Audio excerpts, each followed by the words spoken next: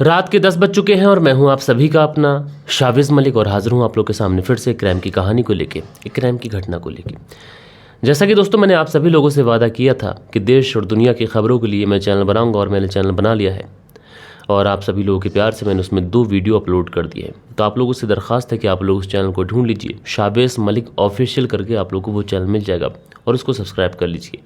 और मैंने इस चैनल का लिंक कम्युनिटी में भी पोस्ट किया था कल के दिन, और आप कहेंगे तो मैं फिर से पोस्ट कर दूंगा, तो मुझे बताइएगा कमेंट्स करके कि आप क्या चाहते हैं। और दोस्तों चैनल को सब्सक्राइब करिए, देश और दुनिया की खबरों से जुड़े रहिए। लेकिन दोस्तों क्राइम की दुनिया में लगातार कुछ ऐसी वारदातें, कुछ ऐसी घिनौने अपराध आते हैं कि जिसको जब हम पढ़ते हैं, स्टडी करते हैं और आपको सुनाने के लिए आते हैं तो पहली बात तो हमें ही यकीन नहीं होता कि आखिरकार ये सत्य और सच हो सकता है। कई बार लोग ये भी कहते हैं कि ये फेक कहानी है। लेकिन दोस्तों हमारे चैनल पर जितनी भी कहानियाँ सुनाई जाती हैं सबके सब 100% सच होती हैं। और मैं इसी वजह से जो कहानियाँ मुझे ऐसा लगता है कि लोग कहेंगे कि ये कहानी फेक है, तो उस कहानी का मैं प्रूफ के तौर पे स्क्रीनशॉट भी लगाता हूँ। आप देख सकते हैं यहाँ पे। तो आज की जो कहानी मैं आप लोग को सुनाऊंगा दोस्तों, इस कहानी के अंदर ना कि रिश्ते तार तार किए गए, बल्कि एक ऐसे रिश्ते का कत्ल कर दिया गया कि जिससे इस पूरे रिश्ते से, यानी एक ऐसे रिश्ते से इंसान का भरोसा टूट गया कि इंसान फिर किस रिश्ते पर विश्वास करेगा। दोस्तों इस रिश्ते के अंदर, इस कहानी के अंदर 2 ऐसे पवित्र रिश्तों को कलंकित किया गया कि जब आप लोग इस पूरी कहानी को सुनेंगे और आप लोग जब डिटेल में सुनने के बाद में एंड तक पहुंचेंगे तो आप लोगों को लगेगा कि आखिरकार यहाँ पर कितने गिरे हुए लोग थे। एक ऐसे शख्स को इन्होंने ऐसी सज़ा दे दी जिसका कोई भी कसूर नहीं था, कोई भी दोष नहीं था।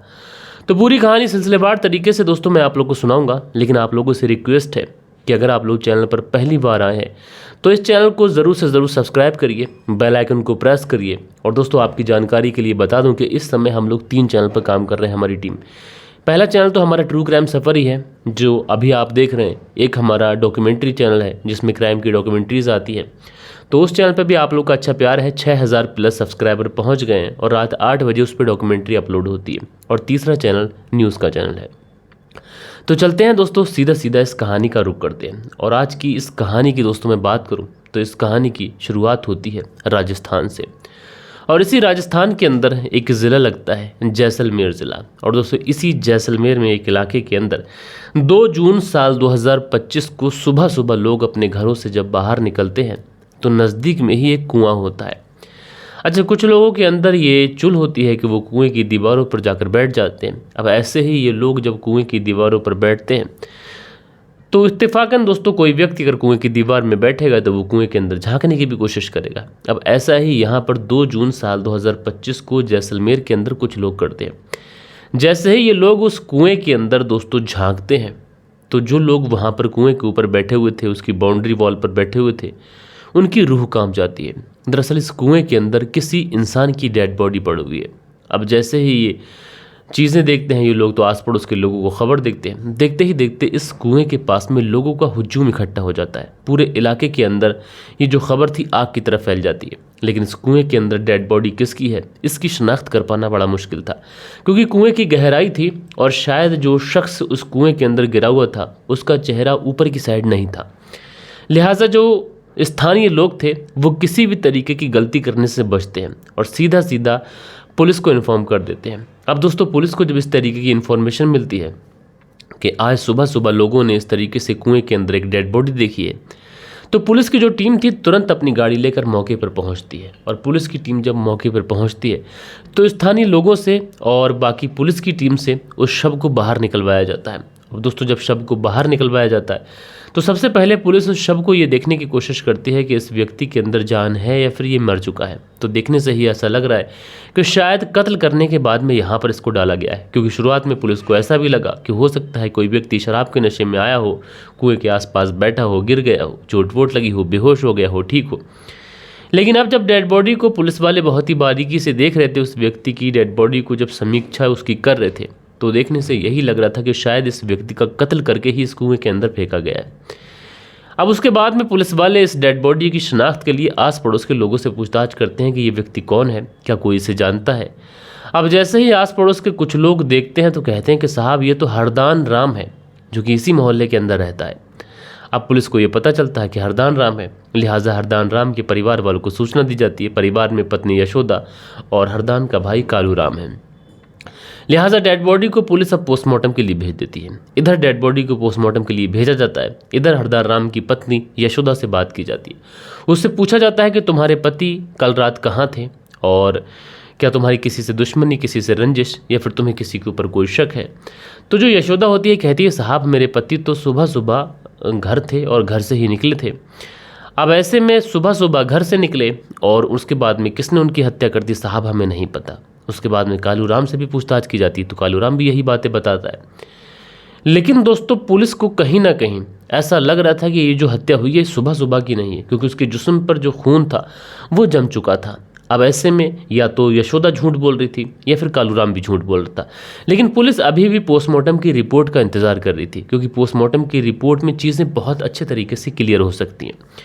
अब उसके बाद में यशोदा से और कालू राम से और पूछताछ की जाती है तो ये दोनों यही बताते हैं कि साहब हम तो बहुत सीधे साधे लोग हैं, ना हमारी किसी से कोई दुश्मनी है, ना किसी से कोई रंजिश है, ना किसी से कभी कोई झगड़ा हुआ है। ऐसे में कौन हमारे भाई का, और यशोदा कहती है कौन मेरे पति का कत्ल करेगा साहब हमको नहीं पता, लेकिन जिसने भी कत्ल किया है वो साहब बचना नहीं चाहिए।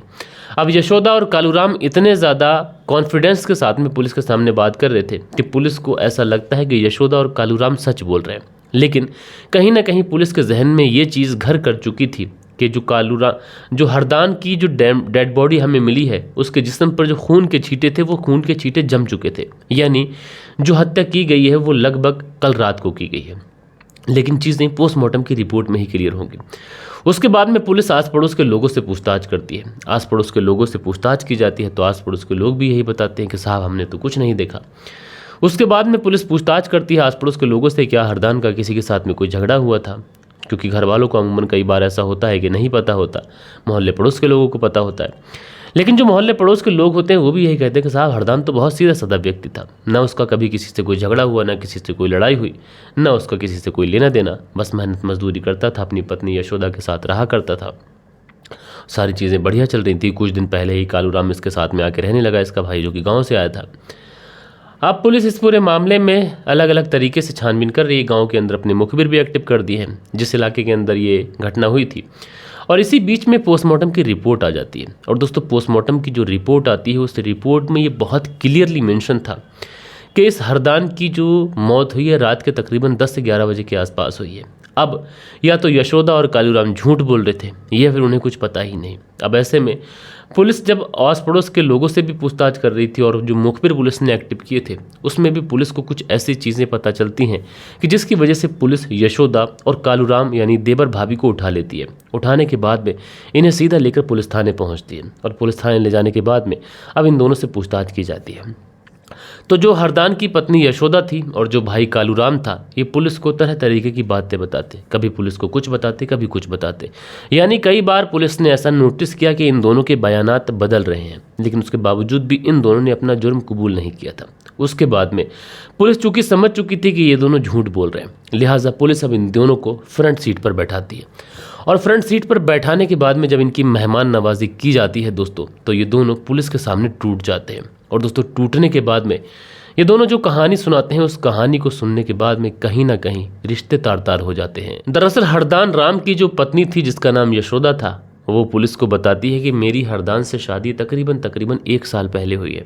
हरदान उससे पहले शादीशुदा थे और उनकी शादी हो चुकी थी, लेकिन उसके बाद में उनकी पत्नी की अचानक से मौत हो जाती है। जब पत्नी की मौत हो जाती है तो हरदान अकेले थे। अब उनके जहन में ये था कि शादी कर लूँगा, घर बस जाएगा, सब कुछ ठीक हो जाएगा। उसके बाद में यशोदा के साथ में हरदान शादी करते हैं। अब शादी करने के बाद में हरदान राम और यशोदा दोनों एक दूसरे के साथ में बेहतर ज़िंदगी गुजारने लगते हैं। समय यूं ही गुजरने लगता है। लेकिन इसी बीच में गांव से हरदान का भाई कालू राम आ जाता है और वहीं जैसलमेर में रहकर अपने भाई के साथ उसी के घर में रहने लगता और वहीं से अपने कामकाज को जाता। सारी ही चीज़ें ठीक चल रही थी। हरदान और उसकी पत्नी यशोदा और भाई कालू राम, ये तीनों लोगों का जो परिवार था ये बहुत अच्छे तरीके से वहाँ पर रह रहा था। अब चूंकि हरदान राम भी काम पर जाता था, दूसरी तरफ कालू राम पर भी काम पे जाता था। घर में अगर कोई रह जाता था तो पत्नी यशोदा रह जाती थी। वो दोनों के लिए खाना बना दिया करती थी। ये दोनों लौट के आते, साथ में बैठकर खाना खाते। उसके बाद में हरदान जो था अपनी पत्नी यशोदा के साथ में सो जाता, कालू राम जो था वो दूसरे कमरे में सो जाता। लेकिन इसी बीच में एक दिन ऐसा होता है कि कालू राम की थोड़ी सी तबीयत ख़राब होती है और वो अपने भाई हरदान राम से कहता है कि आज वो काम पर नहीं जा सकता, उसकी तबीयत ख़राब है। लिहाजा जो हरदान राम होता है वो कहता है कोई बात नहीं है, यहीं पर रुको और आराम करो, तबीयत ठीक हो जाएगी तो उसके बाद काम कर लेना, काम तो रोज़ का है, सेहत का ख्याल रखना बहुत ज़्यादा ज़रूरी है।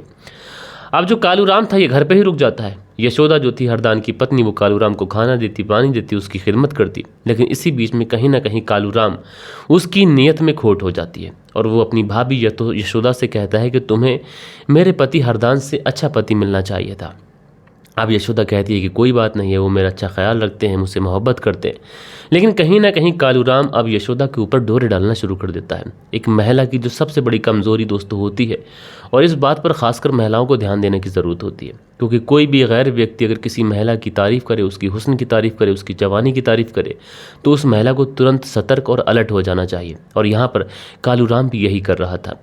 वो यशोदा के ऊपर लगातार इसी तरीके से डोरे डालता कि भाभी तुम इतनी खूबसूरत हो, तुम्हारा चलने का अंदाज़ बहुत अच्छा है, तुम मुझे बहुत प्यारी लगती हो, और मैं अगर शादी करूँगा तो तुम्हारी जैसी महिला से ही करूँगा। अब ये बातें कहीं ना कहीं कालू राम की भाभी को पसंद आ जाती हैं। उसके बाद में कालू राम अपनी भाभी का हाथ पकड़ लेता है, हाथ पकड़ता है। उसके बाद में इन दोनों के बीच में वो रिश्ते बन जाते हैं जिन रिश्तों को समाज बिल्कुल भी इजाज़त नहीं देगा। दोनों उसी दिन एक दूसरे के साथ में हरदान राम के घर पे ही एक दूसरे के साथ में इंटीमेट होते हैं।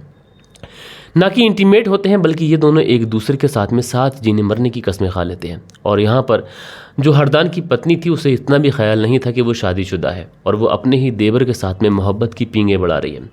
अब दोस्तों उसके बाद में समय गुजरने लगता है। अब कालू राम अक्सर अपने काम से छुट्टी करने लगा था, क्योंकि हरदान काम पर जाता, कालू राम घर रुक जाता और अपनी ही भाभी के साथ में शारीरिक संबंध बनाता। अब ये सारी चीज़ें चलती रहती हैं। लेकिन दोस्तों जैसा कि हर कहानी के अंदर होता है, इस कहानी के अंदर भी वैसा ही हुआ कि जो पाप का घड़ा होता है ये ज़्यादा दिन तक टिक नहीं सकता, एक न एक दिन फूटता है। और यहाँ पर भी ऐसा ही कुछ हुआ। हरदान राम को अपनी पत्नी और अपने भाई कालू राम की करतूतों के बारे में पता चल जाता है। वो इस बारे में विरोध करता है। अब आए दिन इस बात को लेकर घर में झगड़ा होने लगता है। और जो घर में झगड़ा होता है तो जो हरदान राम की पत्नी यशोदा होती है वो अपने पति हरदान को छोड़ देती है और कालू राम के साथ में उसी घर में रहना शुरू कर देती है। अब आप अंदाज़ा लगाइए कि कालू राम जो इस घर में अपने भाई के यहाँ रहने आया था, अब वो उसकी पत्नी को छीन चुका था और उसकी पत्नी के साथ में रह रहा था। समय यूं ही गुजरता रहता है। हरदान के ऊपर ये सारी चीज़ें बिजली की तरह टूट पड़ी थीं और इस बात को लेकर हरदान अक्सर अपने भाई से झगड़ा किया करता था। और उसके बाद में 1 जून साल 2025 के दिन भी ऐसा ही होता है। इन दोनों भाइयों में इसी बात को लेकर झगड़ा होता है। झगड़े में कालू राम इतना ज़्यादा आग बबूला हो जाता है कि वो अपने भाई के ऊपर कुल्हाड़ी से हमला कर देता है। ना कि कुल्हाड़ी से हमला करता है, बल्कि सैकड़ों वार कुल्हाड़ी के अपने भाई के ऊपर करता है। और जब भाई की मौत हो जाती है तो उसके शव को नज़दीकी कुएं के अंदर डालकर ये दोनों वहाँ से चुपचाप घर आ जाते हैं। और इन दोनों को लग रहा था कि शायद इस पूरे घटनास्थल का जो कोई पहुँच नहीं पाएगा और कुएं के अंदर कोई देख नहीं पाएगा और इस पूरे केस का खुलासा नहीं हो सकता। लेकिन दोस्तों इस केस का खुलासा भी हुआ। कालू राम और उसकी जो भाभी यशोदा थी ये दोनों पकड़े भी गए। दोनों पुलिस की गिरफ्त में है, अभी इन्हें न्यायालय में पेश किया जाएगा और जिस तरीके के सबूत इनके खिलाफ होते हैं, जिस तरीके की सज़ा इनके खिलाफ बनती है वो कोर्ट के द्वारा इनको दी जाएगी। लेकिन दोस्तों आप लोगों ने देखा कि एक महिला जो अपने पति के साथ में अच्छी भली ज़िंदगी गुजार रही है, उसके बाद में अपने देवर के ऊपर नीयत ख़राब करती है और उसके बाद में कुछ ऐसा हो जाता है कि जो हरदराम था वो इस दुनिया को छोड़कर हमेशा हमेशा के लिए चला जाता है। बहरहाल दोस्तों आप लोग इस पूरी कहानी को किस तरीके से देखते हैं, अपनी राय नीचे कमेंट्स बॉक्स में बताइएगा। कल के दिन आप लोग के जो भी कुछ कमेंट्स हैं वक्त होता है कि आप लोग के कमेंट्स पढ़ लिए जाए। सो दोस्तों कल के दिन जो आप लोग के कुछ प्यारे प्यारे कमेंट्स थे उसमें शीलनिधि लिखते हैं, शाबिज भाई आपकी स्टोरी सुने बिना नींद नहीं आती है। शीलनिधि शर्मा हरिद्वार उत्तराखंड से कहानी सुनते हैं। तो शीलनिधि शर्मा जी आपका बहुत बहुत शुक्रिया। उसके बाद में दिनेश कुमार लिखते हैं, नमस्कार मलिक भाई साहब बहुत बढ़िया कहानी है। दिनेश कुमार जी शुक्रिया आपका। एक खान लिखते हैं, कहानी बहुत अच्छे तरीके से सुनाते हो भाई। तो एक खान जी शुक्रिया आपका। एक खान लिखते हैं, भाई कहानी सुनाने का अंदाज़ बहुत बढ़िया है। तो एक खान जी शुक्रिया। पीके शर्मा लिखते हैं, वेरी नाइस स्टोरी सर। नमस्कार जी। तो भैया नमस्कार, कैसे हैं आप? शुक्रिया आपका। राजू सोलंकी लिखते हैं, नाइस स्टोरी, लव यू भाई, वेरी वेरी गुड स्टोरी। तो भाई राजू सोलंकी जी शुक्रिया आपका। दिनेश कुमार लिखते हैं, नाइस भाई। तो दिनेश कुमार जी शुक्रिया। एक खान लिखते हैं, वेरी गुड भाई। तो एक खान जी शुक्रिया आपका। मोहम्मद रियाज लिखते हैं, नाइस स्टोरी जी, धन्यवाद। तो मोहम्मद रियाज जी शुक्रिया शुक्रिया मेरे भाई मोहम्मद रियाज। मोहम्मद मज़हर आलम है लिखते हैं, good storytelling bro from West Bengal, Islampur से सुनते हैं। तो भाई शुक्रिया आपका। दिनेश कुमार हैं जो हार्ट बनाते हैं, बहुत बहुत शुक्रिया। उसके बाद में अगला जो कमेंट्स है ये सकीना शाह का लिखते हैं, मुंबई से कहानी सुनते हैं। मंसूरी भाईजान जी हार्ट बनाते हैं। स्माइलिंग वीवर लिखते हैं, अस्सलाम वालेकुम भाईजान, कैसे हो आप? बिग फैन भाईजान, love you bro, all the best.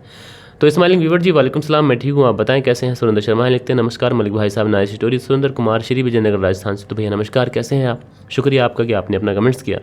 Dheeraj Singh है लिखते हैं राम राम भैया जी, आज दुनिया के रिश्तों का कितना आखिर गिरेगी दुनिया। तो धीरज सिंह जी भैया राम राम, कैसे हैं आप। शुक्रिया आपका, आपने अपना कमेंट्स किया। दिनेश कुमार लिखते हैं my wife also like your story. तो भाई आपकी वाइफ दीप का भी बहुत शुक्रिया। जिवैश अंसारी लिखते हैं शाबिज भाई अस्सलाम वालेकुम भाई, आप सेहत का ख्याल रखें। जिवैश अंसारी फ्रॉम पीलीभीत से। तो जिवैश अंसारी जी शुक्रिया आपका, वालेकुम सलाम जी, शुक्रिया आपका। सुनील त्यागी लिखते हैं नमस्कार मलिक भाई साहब, रेणु सुनील त्यागी शहनाबुल शहर से। तो रेणु सुनील त्यागी जी नमस्कार जी, शुक्रिया आपका कि आपने अपना बेशकीमती कमेंट्स किया। माजिद अंसारी लिखते हैं अस्सलाम वालेकुम। तो भाई वालेकुम सलाम। नसीर अहमद लिखते हैं अस्सलाम वालेकुम शाबिज भाई। तो भाई वालेकुम सलाम, शुक्रिया आपका। उसके बाद में दुर्गेश सोनी लिखते हैं आजकल विश्वास का ज़माना कोसों दूर चला गया है, इसलिए किसी भी रिश्ते पर आंख मूंद कर भरोसा ना करते हुए आवश्यक सतर्कता बनाए रखना चाहिए। तो दुर्गेश सोनी जी आपका बहुत बहुत शुक्रिया, आपने अच्छी बात कही। उसके बाद में देव कुमार जी हैं, आगे लिखते हैं हमारी तबीयत का ध्यान रखो, मौसम चेंज हो रहा है। आज मैं भी हॉस्पिटल अहमदाबाद में हूँ, मेरी वाइफ संगीता भारती, उसका भी कई दिन से बुखार आ रहा है। शाबिद भाई आपकी एक बात अच्छी लगती है कि आप सभी के कमेंट्स पढ़ते हैं और अच्छे बुरे किसी का बुरा नहीं मानते आप। तो देव कुमार जी सब मेरी फैमिली हैं, सब मेरे भाई हैं, तो कोई मुझे सिखाएगा भी, कोई मेरी गलती भी बताएगा। तो इस तरीके से आप फैमिली हैं, तो फैमिली में ये सारी चीज़ें एक तरीके से होती ही हैं। मंसूरी भाईजान हैं जो हार्ट बनाते हैं, शुक्रिया। बालिश बिहारी लिखते हैं मलिक साहब जी नमस्कार सर जी, नाबालिग लड़का लड़की भी प्यार में पागल हो जाते हैं, कैसा ज़माना आ गया है। थैंक यू सर जी। तो बालिश बिहारी जी शुक्रिया आपका, ज़माना बहुत नाजुक है। देव कुमार जी आगे लिखते हैं भाई आपका न्यूज़ चैनल नहीं मिला। तो देव कुमार जी मेरा न्यूज़ चैनल आपने सब्सक्राइब नहीं किया है तो आज के दिन मैं लिंक कम्युनिटी में पोस्ट करूंगा, तो आप देख लेना। गेमिंग वाईटी हैं लिखते हैं भाई साहब पराखर ठाकुर का नया वीडियो नहीं आ रहा है, आखिर क्यों। तो गेमिंग वाईटी जी पराखर ठाकुर जी थोड़ा सा बिजी हैं, व्यस्त हैं, उनके साथ में थोड़ी सी प्रॉब्लम्स हुई हैं, लेकिन बहुत जल्द उनका वीडियो आएगा। तो ऐसा कुछ नहीं है कि चैनल उन्होंने छोड़ दिया है, चैनल पे वो काम करेंगे। मंसूरी भाजन लिखते हैं भाई जी न्यूज़ वाला चैनल 8 से 10 मिनट का रखना, बस तो इतना ही रखा है। सेंटर जलबी का नेर से सुनील चौधरी जी कहानी सुनते हैं।